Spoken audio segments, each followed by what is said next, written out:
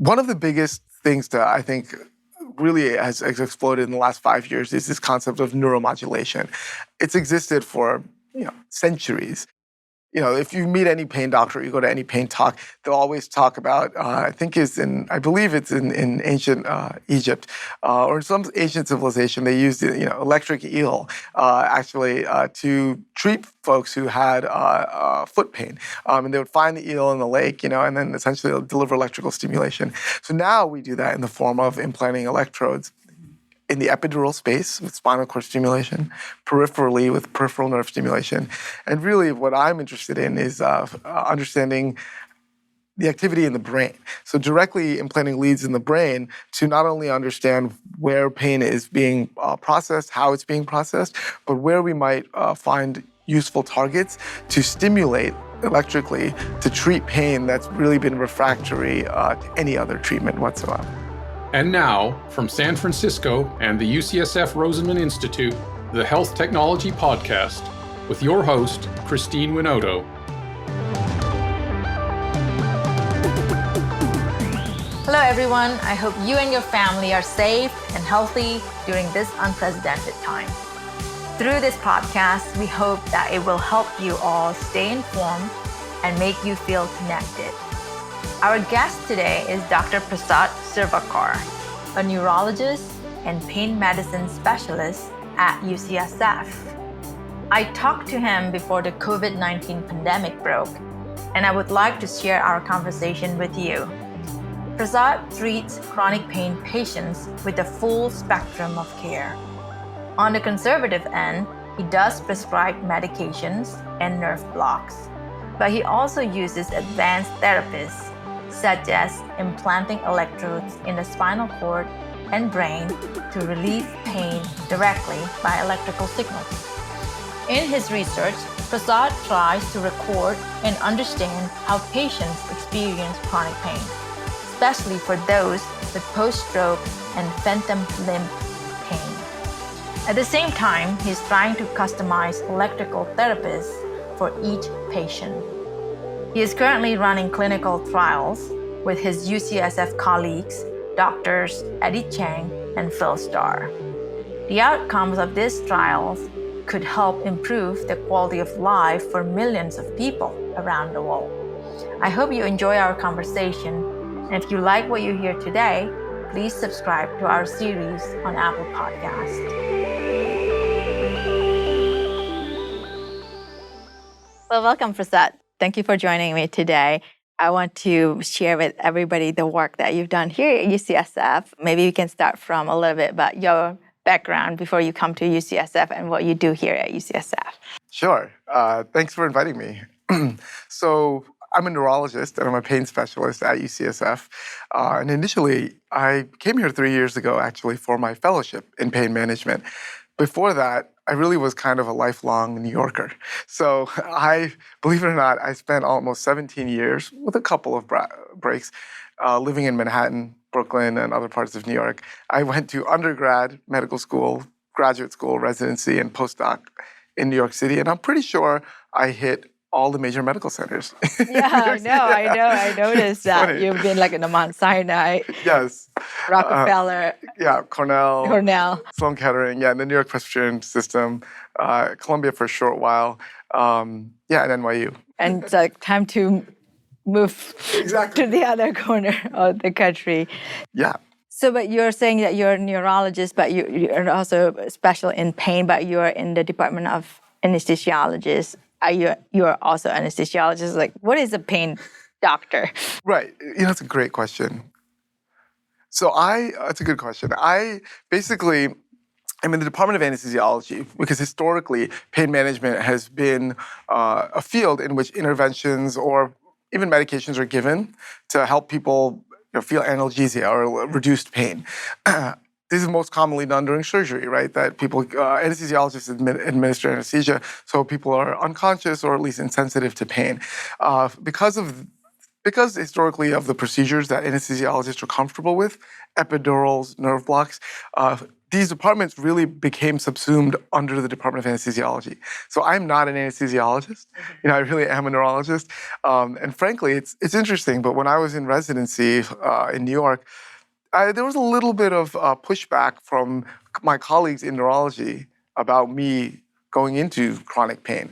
It was seen as, I think sometimes it was seen as, potentially a lifestyle field or something where people didn't do serious medicine. They didn't handle strokes or bleeding in the brain, or other kinds of life-threatening tragedies.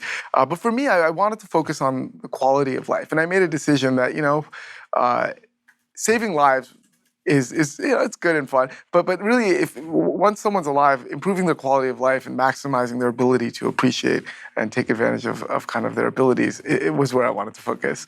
So I came to UCSF and did a fellowship in the Department of Anesthesiology, and and since I've been integrated really in the family of anesthesiology, even though I'm kind of a black sheep, but there's I think one other person I know who's a neurologist in the Department of Anesthesiology. Is that still a rare creature? Correct. Yes. I think being a neurologist who specializes in pain management is very rare.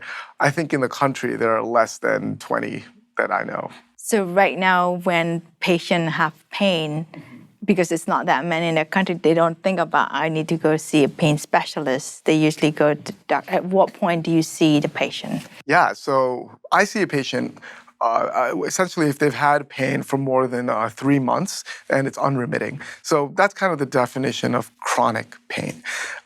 Chronic pain is not just a more enduring version of acute pain. So it's not like, the pain you get when you stub your toe or you burn your finger on the stove. It's not like that stretched over 3 months. It really takes on a life of its own and often affects mood, people's motivation, ability to do basic functions, their relationships, and honestly, even their self-care. And so when pain gets to a level where it's that impactful in their life, their primary care doctor or a neurologist or even an orthopedist or neurosurgeon will refer them to us, to pain management. And it really, like we said, we're not the front line. We are a bit of specialty. And the specialty focuses on how to treat the whole person and the impact that living with pain has on their life. And do you provide a lot of the whole opioid epidemic that all because of the pain, they try to kill the pain. Do you do more like try to prescribe them or do you provide them tool with the lifestyle change? How do you, because pain could be anything. It could be anything, head to toe. Exactly. It may be even real to the patient and we can't find a cause, right? So that's a good question. We try to, as much as possible, we try to have an interdisciplinary approach to pain. So in our clinic at Mount Zion campus here, we have pain psychologists who are wonderful, who we can refer to in the same building, who provide skills with coping, of helping patients to understand where their pain's coming from and how to live with pain, how to pace certain cognitive behavioral strategies to help manage their pain. That's critical. My role, in general, I prescribe medications. I do nerve blocks, injections. I even implant advanced therapies, we called it, spinal cord stimulators or neuromodulation devices. And, I make sure that patients are plugged into physical therapy, psychiatry, if they have comorbid mood and depression issues, which often is the case when you live with chronic pain. So I make sure that they're doing a home exercise regimen or doing conservative therapies first, and that they're taking a graded approach, so that if something helps, that's great. If it doesn't, we move up our kind of treatment algorithm from certain medications like NSAIDs or over-the-counter supplies to more neuropathic medications or medications that act on different targets, either for nerve pain, muscle pain, inflammation, etc. And then we'll consider whether or not we can offer an injection or it's appropriate. We look at their imaging. We order MRIs. I feel very comfortable ordering certain labs and working a patient up, so to speak. I think that's primarily comes from my neurology background. But it's true that each pain doctor, I think, takes a very unique approach based on their philosophy and what their interpretation of the evidence base. In a way, you also become the patient advocate in managing their pain because you're doing a lot of understanding what's available resources. Yes, exactly. So being the patient advocate is so true. I think a lot of patients encounter disbelief or even sometimes just distrust in that other people they're worried that other people don't take their pain seriously. And there's one concern when often patients go to the ER, they have to, experienced patients know, I think, how to describe their disease. They know, what words to use and what strategies will essentially help to communicate their pain. But often, because of the opioid epidemic you mentioned, it's true. I think the opioid epidemic started because there was a big attempt by the APS, the American Pain Society, to call pain the fifth vital sign, in the 90s. And it sounded like a good idea, although pain, right now, we don't have an objective marker like we do for every other vital sign. So there was a big push or a big effort to treat pain. Any amount of pain was interpreted as undesirable. And so, the opioid epidemic, I think, arose out of an overtreatment, if you will, of pain. And now we're seeing a backlash of an attitude of, okay, well, pain is a part of life. It's okay to have some level of pain.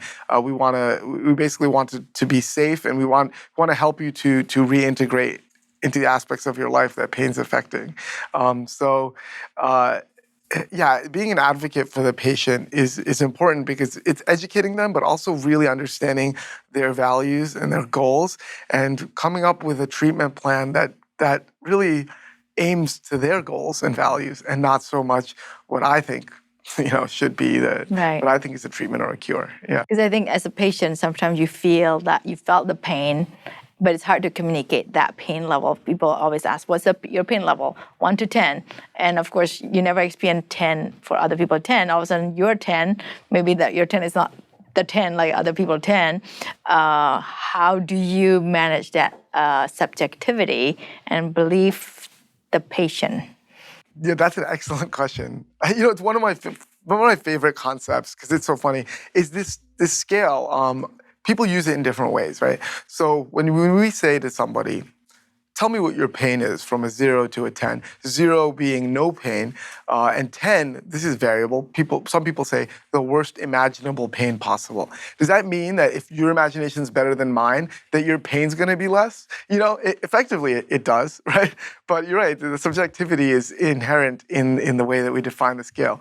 So I think one nice focus is not focusing on the subjective experience of pain. That is not so much the intensity, the location, or even the quality. It's important for diagnosis, but for tracking or evaluation, it's maybe more helpful to focus on function. What is your functional level right now?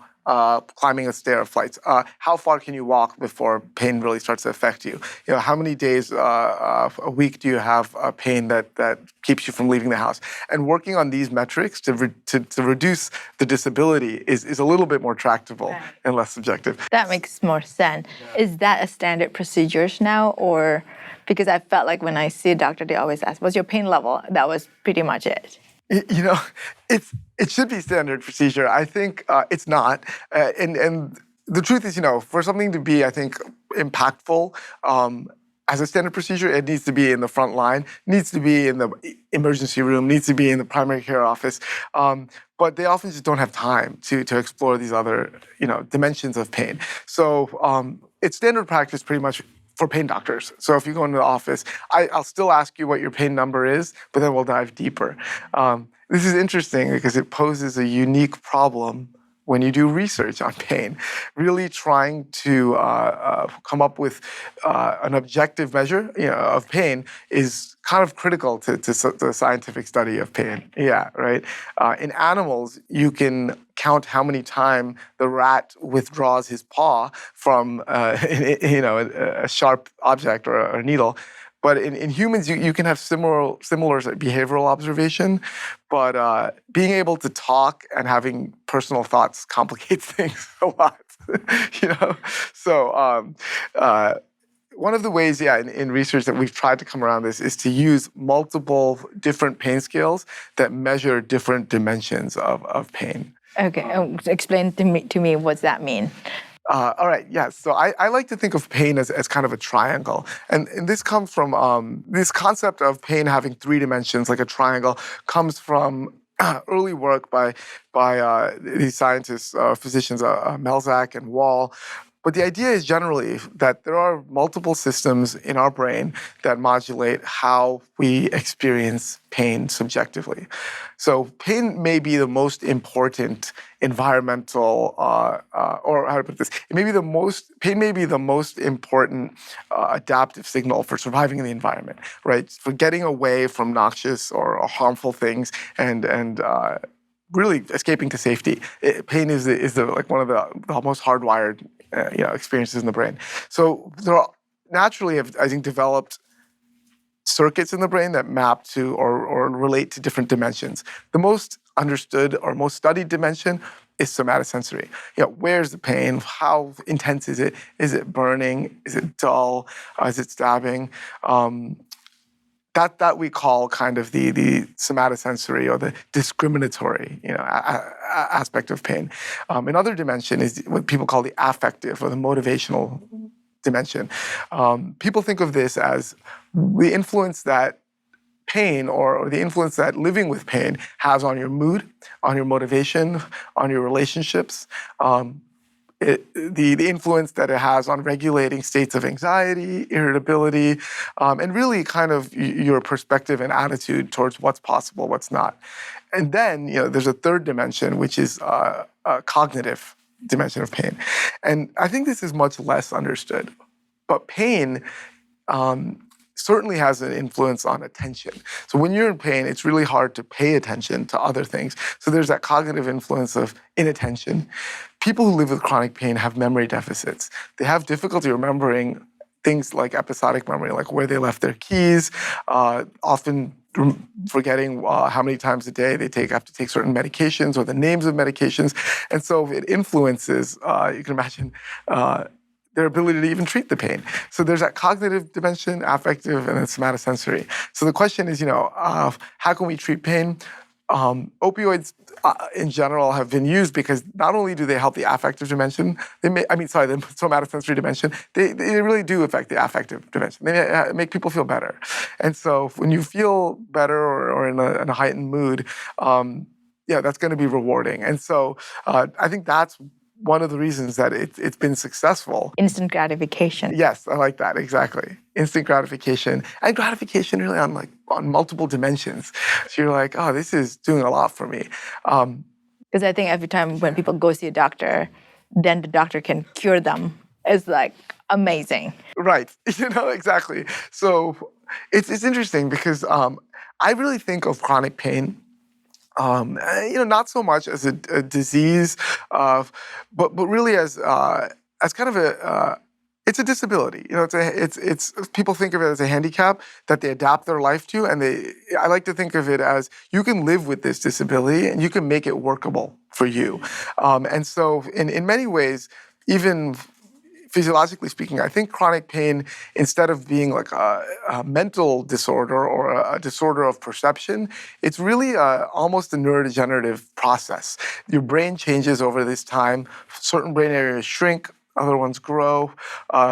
Things that became rewarding before are no longer rewarding because really there's plasticity in the brain that that changes. And reversing that, actually undoing that, the long-term changes that have happened is incredibly difficult. Yeah. And that's kind of the long-term goal that we have with each person. Right. So in the past, everybody had the opiate to treat everything, and now everybody kind of being told not to prescribe it. So they took one of big tool. What other tool that you have? Maybe you mentioned about the deep brain stimulation. So can you tell us more about that? Yeah, that's a great question. So yeah, like you said, opioids are one tool.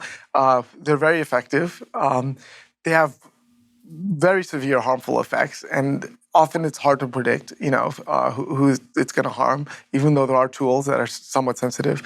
One of the biggest things that I think really has exploded in the last 5 years is this concept of neuromodulation. It's existed for centuries. If you meet any pain doctor, you go to any pain talk, they'll always talk about, I believe it's in ancient Egypt, or in some ancient civilization, they used, electric eel, to treat folks who had foot pain. And they would find the eel in the lake, and then essentially deliver electrical stimulation. So now we do that in the form of implanting electrodes in the epidural space with spinal cord stimulation, peripherally with peripheral nerve stimulation. And really what I'm interested in is understanding the activity in the brain. So directly implanting leads in the brain to not only understand where pain is being processed, how it's being processed, but where we might find useful targets to stimulate electrically to treat pain that's really been refractory to any other treatment whatsoever. It's more like identifying the right site instead of just randomly putting eel on your foot. Exactly. It's kind of not the right site, which could be different from patient to patient. So even understanding what is the right site for you versus for you, and how can we predict that? It's interesting because deep brain stimulation is, the way I think of it is, the world exists in our brain. And so if there's a problem in our perception or in our behavior or in the way that we're able to cope with the world, we're going straight to the source, the brain. And often we'll have pain syndromes that are central pain syndromes where a patient has a stroke or they have spinal cord injury, and the pain's really being generated at a level that's probably in the brain, maybe in the spinal cord. So targeting that level is critical or necessary. So right now, deep brain stimulation is most popular and widely used for Parkinson's disease, essential tremor, really movement disorders. So it is not FDA approved for pain. Despite this, it's been studied for almost 50 years for pain. And the first study to use brain stimulation to try to treat pain was done here at UCSF in the early 1970s with these neurosurgeons, Hosobuchi, John Adams, and now Howard Fields, who's still an emeritus professor here, was kind of pivotal. And he's done a lot of work on understanding how the brain processes pain. So we're trying to improve the brain stimulation for actual, personally for individual patients, one, by finding brain targets that work in each patient, two, by understanding the signals that actually underlie or are associated with pain in that patient, so we can record from this new generation of research devices that we're using. We can record brain activity just like you might record cardiac activity with an EKG. We can do this intracranially with electrodes that are permanently placed in the brain and track patients' brain activity really in the wild, in the ambulatory setting as they're going about their activity at home. They can take brain recordings and they can give us pain reports on different scales. And we can use that using machine learning techniques and statistics to try to develop models for how pain might be represented in that patient. And so that's kind of the first phase. And the ultimate goal really is to obviously to stimulate, to deliver electricity to try to interrupt or manipulate how pain's being processed in their brain so that they're not actually as affected by really a pain signal that's gone haywire. So then combining these two, the ability to record and the ability to stimulate, we're hoping that we can actually develop what we call a closed loop system, which essentially is a thermostat for pain. If you can imagine, you can heat a room by using a space heater, and that's similar to just, for deep brain stimulation, that's similar to leaving the stimulator on all the time or as needed. You could alternatively heat a room by using a thermostat, which measures a feedback signal, which is the temperature in the room, that turns heat on or off as needed. So by turning the stimulator on or off as needed, guided by the patient's brain signals, we're hoping that we can overcome a lot of the drawbacks that have been there to date with brain stimulation. And the major drawback is that there's certain brain regions, even when they help, specifically in stimulating the thalamus or the periaqueductal gray, even when they help patients in these studies, that there have been quite a few studies in the last 50 years, but almost all of these patients, even when they help, the effect goes away after about a year or 2 years in most patients. So the thought is maybe by having a closed loop system, we might be able to prolong benefit or avert some of the side effects that come with it, or potentially just help patients to get more relief than they otherwise would. Yeah, so that's the work that you're doing here right now. That's correct. And so I'm working with Eddie Chang and Phil Starr, both prominent neurosurgeons at UCSF. And really, this project came out of a collaboration between Eddie, Phil, and myself, but really came out of a big project that Eddie had with DARPA to develop new technology for neuropsychiatric diseases. And so, it's really appropriate because I think pain does fit in this. But how does the neuropsychiatric, when the pain, I know that's comorbidity, but how is that? Yeah, so I think, like I say, I think chronic pain, it's not just a somatic disease, it's not purely psychological. It is this neuropsychiatric syndrome, and because it's almost impossible. I think I don't know firsthand because I've never lived with actual pain that's lasted 3 or 4 months. That's been disabling. But I think living with this type of pain really changes somebody's perspective and even somebody's ability to carry out their life as they knew it, and often even changes their concept of identity, of who they are. And so really embedded in all of this is an understanding of neuropsychiatric makeup, if you will, of a person. So it really, I think, chronic pain kind of gets to the core. It doesn't exist in isolation in any one realm. I think it really is a neuropsychiatric problem. Okay. Yeah. So does that mean then the subject study are similar, and so then that way you can kill 2 birds with 1 stone, identifying the pain point and as well as the psychiatric. Exactly. So I think taking that perspective, exactly, it gives you a deeper understanding of what pain is, where in the brain it might be represented or processed. And yeah, exactly. I think we can actually understand aspects like depression or anxiety by studying pain, because they're so interwoven. Mm-hmm. This podcast is sponsored by Brown Ratnick's Global Life Sciences Group, a team of legal professionals that helps life science companies, lenders, and investors around the world turn good science into good business. Learn more at brownratnick.com. So where are you in your research? When are we going to see that, in case I have pain in my life down the road? Yeah, right. So, good question. So we have 2 clinical trials that are going on right now. Both of them are using research devices. They both have FDA approval. They both have IRB approval from UCSF. The first clinical trial actually has 4 patients implanted.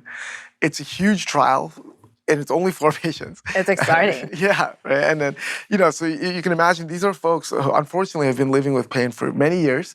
3 of them have suffered from post-stroke pain, really a syndrome where you have a stroke, and sometimes the stroke can be as tiny as 1 millimeter, but when it's in a bad or wrong area of your brain, it can really trigger pain that doesn't really emerge often for weeks or months until after.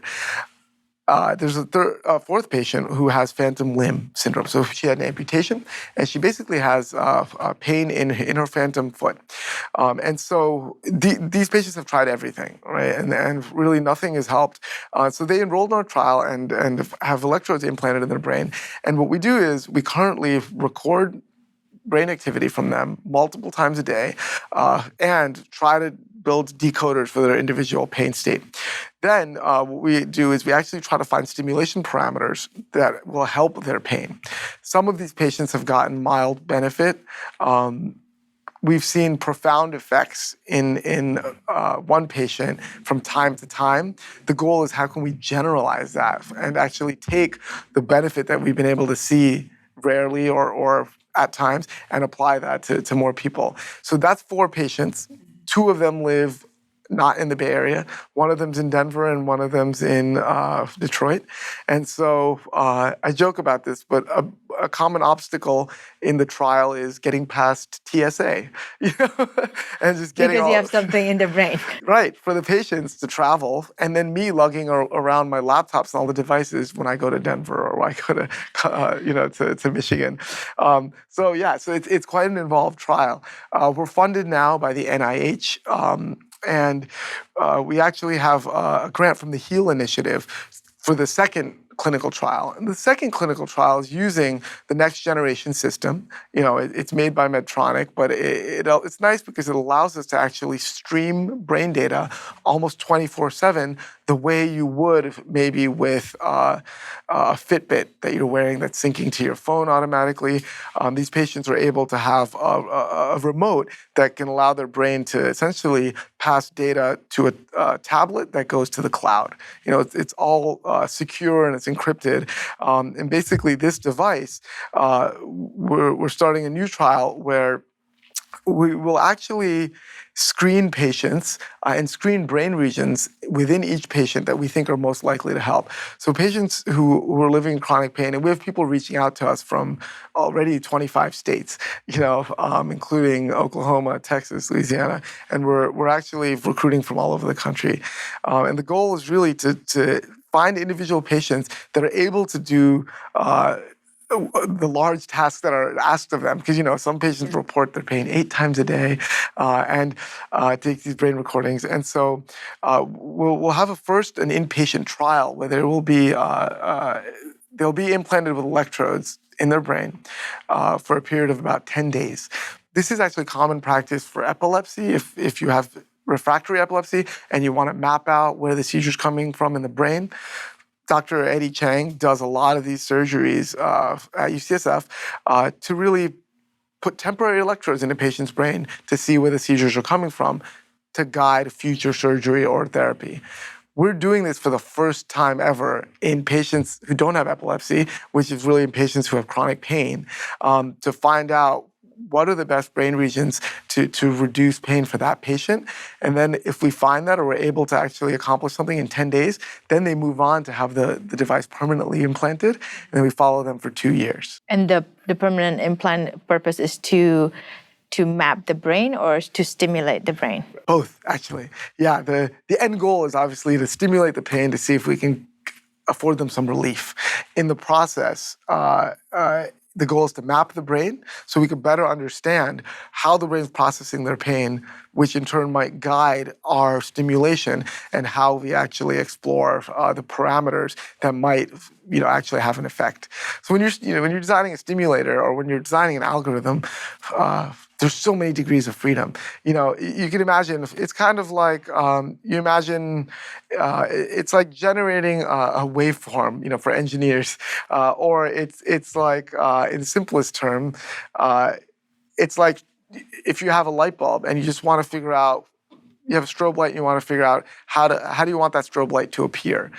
You have the amplitude, you have how bright it's going to be, you have the pulse width, which is how long is each strobe duration going to be. You might have multiple strobe lights, so you might say, which ones do I want on? And then finally, you have the frequency, how fast is it going to flash? You can adjust each one of these to like 100 parameters. So now all of a sudden you have a million possibilities of how you can actually deliver a waveform. And narrowing down that space, the state of the art is trial and error. So just kind of picking something, doing it, and seeing what happens, and then saying, I like A better than B, so I'm going to go more towards A. We're trying to redefine that in a data-driven way based on patients' brain recordings. That's exciting. It must be really exciting as a clinician to do. Now you have more tool to work on. So how big is the trial that you're aiming for? With, you start with 4 patients and then you're constantly recruiting. Right. So overall, we hope to have 10 patients. It's still a feasibility trial, a very small trial, but because it's so labor intensive, both for patients and ourselves and the team. So our team is a team of about 4 folks. We have data scientists and research coordinators, and of course, Dr. Chang, Dr. Starr are critical kind of mentors for myself. Howard Fields is a great advisor, and Alan Bassbaum also has been advising. And Lawrence Perret, who's also the pain neuromodulation director, has a keen interest in this. So taking input from our team, which really is almost as big as the number of patients that we're going to enroll, shows you how daunting of a task. So from the patient point of view, how much work do they have to do after they get the device implanted on their brain, on their skull? Yeah, so I don't want to make it seem like they're running the gauntlet, but it is a lot of work. So on their side, they're essentially making sure to recharge their devices once every day or every other day, like they would their cell phone. They're making sure to send pain reports, filling out a survey on a web page or an app. They're making sure to be within the range of their tablet so that their brain data is actually, streaming packets to the cloud. And so it's a lot of subtle changes, but it is something that becomes a new kind of lifestyle or new daily habits that they have to integrate. So I like to say that they're not patients and we're not doctors. We're really partners. It's really a partnership because we're both working quite hard. Yeah. So how long is the study for each patient they have to go? Like how long do you map them? This whole study is 2 years. And so we map them for up to 6 months. So up front, when they get the electrodes implanted, I think the most challenging part is that they don't have an opportunity to test stimulation immediately because we're trying to record from their brain in, if you will, an unadulterated or an unperturbed state. So before we start stimulating, we record only for maybe 3 to 6 months. That's when they really have to do the bulk of the work of getting the pain scores, and that's when we're building a decoder to understand, if we could understand how their brain's processing pain. Then the stimulation starts. So the next 3 to 6 months is finding programs that might help them. With the new trial, we have an inpatient period, so hopefully we'll be starting off at an advantage because we will be able to test in the hospital what helps. And so we'll be starting at a bit of an advantage. Then for 1 year, they undergo a trial where their stimulation changes every week or up to 2 weeks, where they're blinded, but they really have to see if open loop programs, that's like a space heater being on all the time, if the open loop is helping, if the closed loop, that's a personalized algorithm where stimulation is tied to their personal brain activity, if that's working, versus sham or a placebo, which also how if do you that's do working, sham for like a device that you have to still implant them?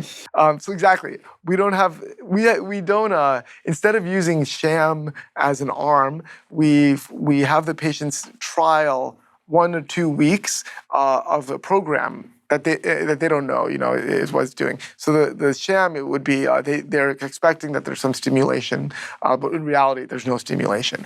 And so the expectation is there, the anticipation is there, the anxieties and fears may be there, and so in some ways it is a true placebo because they can't tell.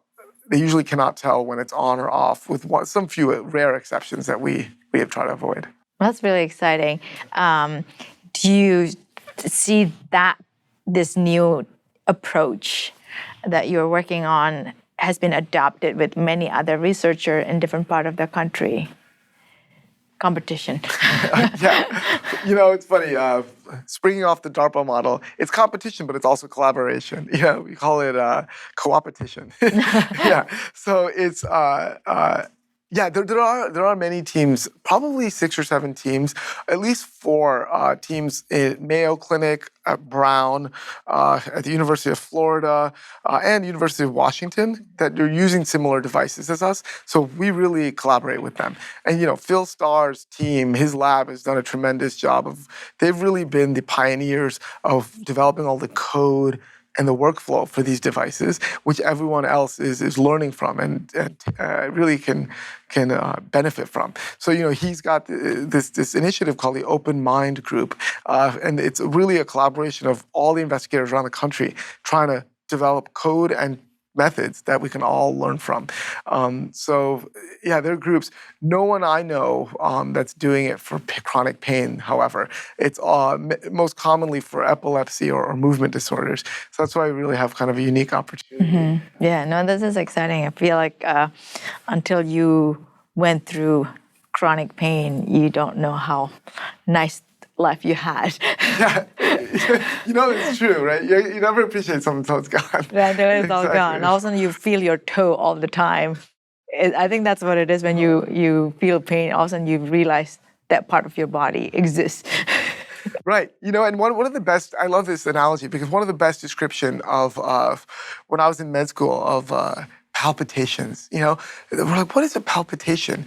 And as I remember one of our teachers was like, a palpitation is when you become aware of your heartbeat, because you're not supposed to be aware of your heartbeat. Exactly. So that's it.